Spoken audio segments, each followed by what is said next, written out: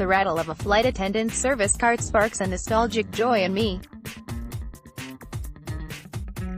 No matter how many times I fly, I perk up when those trolleys come rumbling down the aisle, miming any appendages brazenly stretched beyond armrests. What, pray tell, will the flight attendant hand me this time? A stroopwafel? A rectangle of lasagna? Sometimes food on a plane sets the tone for your trip, like a baguette and wine on Air France or an ube pastry on Philippine Airlines. Sometimes food on a plane absolutely fails to do that, like the ambiguous goo an airline served to me as pasta on a flight to Chile. Not getting a meal at all is a possibility as well. Since the Airline Deregulation Act of 1978, airlines have been doing whatever they can to cut costs and stay competitive. Free food was an easy perk to nix. Today, you won't find a lot of food on most U.S. domestic flights anymore. If you do, you're likely to be paying for it, or it's just a snack. A bag of pretzels here, a cookie there. Read more, how we flew in the 1930s and 1940s, Fiji Airways' new, Dine on the Ground, service will see passengers eat before boarding, hour by hour. Onboard world's longest flight, world's longest non-stop flight from Singapore touches down in New York, second helping. American Airlines brings back free meals on some flights, dining in the sky and what to order. And expert dishes.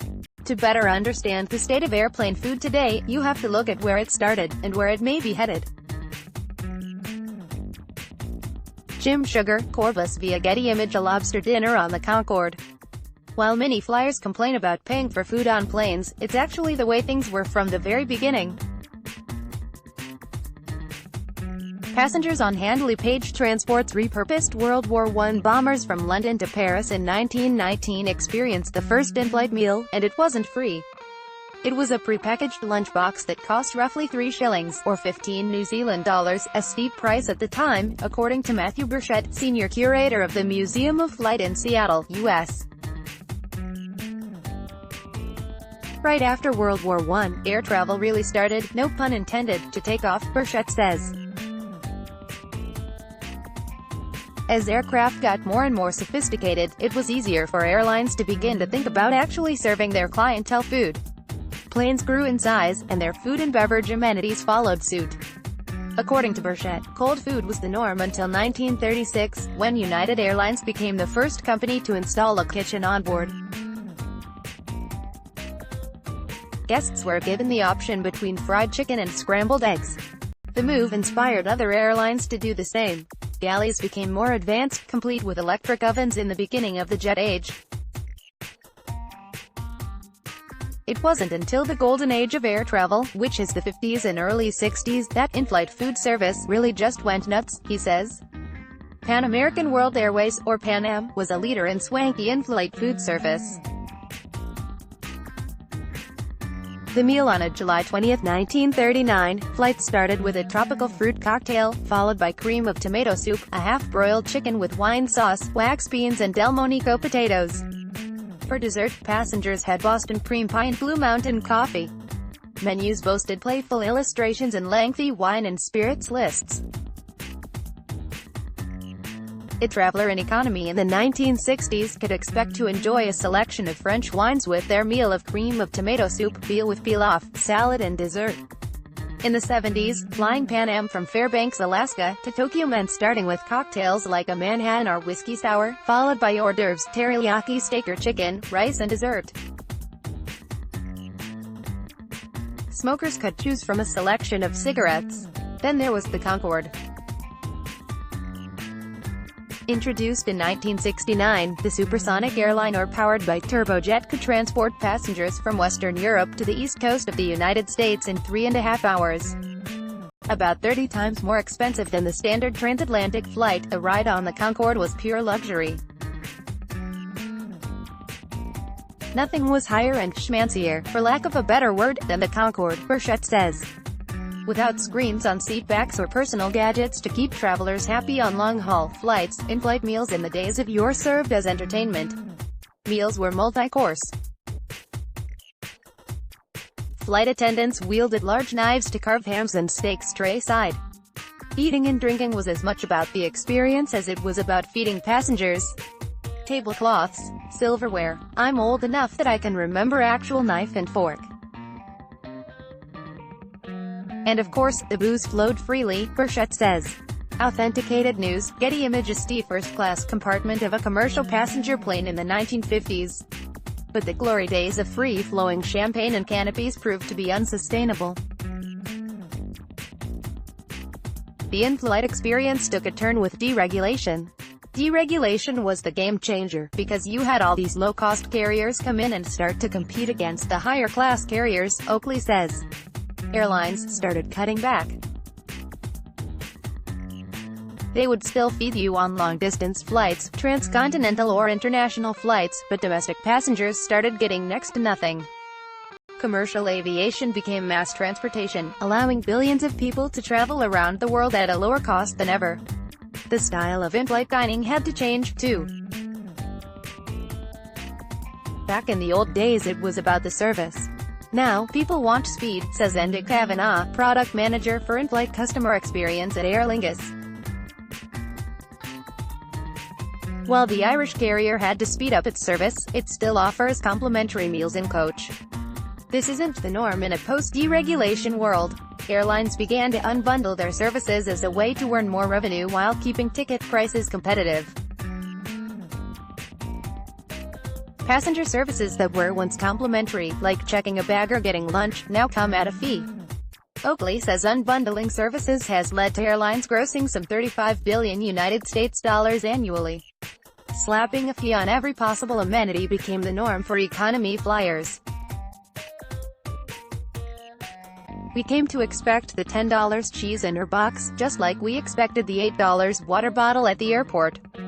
If a meal did come your way, it was not a multi-course experience, but a small rectangle covered in aluminum foil, served with a dinner roll and cube of dessert. Eating meals in economy got worse, and it had nothing to do with the food. Passengers today are so cramped while sitting that it's near impossible to enjoy anything in coach, since the average seat pitch has shrunk from 35 inches to 31 inches. Navigating a meal on your tiny tray table is a test of claustrophobia tolerance, particularly if you're trapped in a middle or window seat. Up in business and first class, the luxurious touches of the Concorde are still alive and well. Champagne still flows freely. Your multi-course meal, designed by a Michelin-starred chef, may still end with your selection from a dessert cart rolled to your lie-flat seat. Once you've sipped your digestive, you can wipe your face with a linen napkin and apply some Bulgari toiletries to your dehydrated skin. But further back in economy, meals are less elegant. If you're flying internationally, you'll get a tray of food and a drink and pray that you don't drop anything under your tray table, where it's impossible to retrieve it. Flying domestic, you can buy an overpriced turkey sandwich or a small container of hummus with Summers if your single packet of pretzels don't hold you over. While the nickel and diming in economy can be a huge frustration for passengers, the future of airline food may not be doomed, however. There are people working hard to make airplane food better in unique ways. If you've flown internationally on a major carrier, you've probably eaten a Gate Gourmet in-flight meal whether you knew it or not. Founded in Switzerland, Gate Gourmet is a catering company that services 700 million passengers annually, with some 200 locations, in more than 60 countries. You wouldn't see a Gate Gourmet label on your dinner tray, but you might spot the truck loading food onto your plane if you're hanging around your boarding gate a few hours before departure. Every day, about 300 Gate Gourmet employees at Dulles International Airport in suburban Washington, U.S., produces an average of 18,000 meals for 275 flights. In high seasons, May through September, then mid-December to mid-January, that number shoots up to 25,000 meals daily for its 13 airline partners. Food prep for those 18,000 meals begins at 4 in the morning. According to Gate Gourmet General Manager Jim Stathakis, there's been a shift in the airline catering industry thanks to the competition among carriers. In the last 10 to 15 years, a lot of food has been removed from the economy class, especially domestically, says Stathakis. Now all of the airlines are starting to put food back in economy.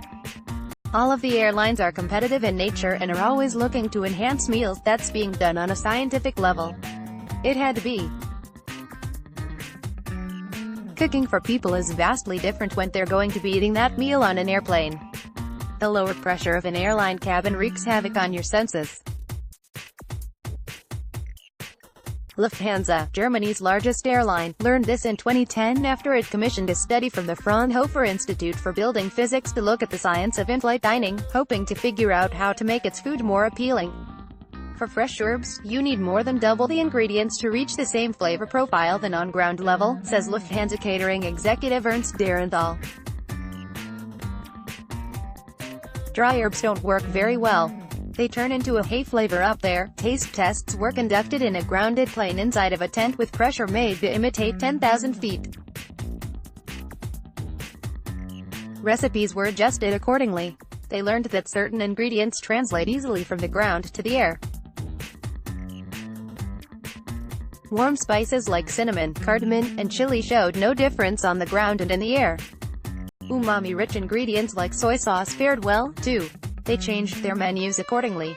After we had new knowledge about this, we worked on it, says Derenthal. People suddenly liked the food better.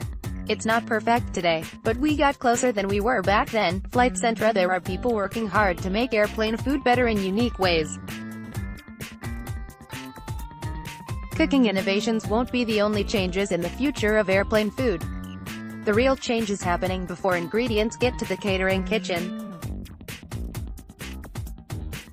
About an 11-minute drive from Newark Liberty International Airport, there's a once-abandoned steel mill that now looks more like a futuristic laboratory than what it really is, a farm. Aero Farms is the world's largest indoor vertical farm, a behemoth 70,000 square foot operation that can harvest up to 2 million pounds of produce per year. Instead of relying on the sun or fertile soil, Aero Farms grows produce in a Y-controlled indoor facility using an aeroponic growing system that requires 95% less water than field farming.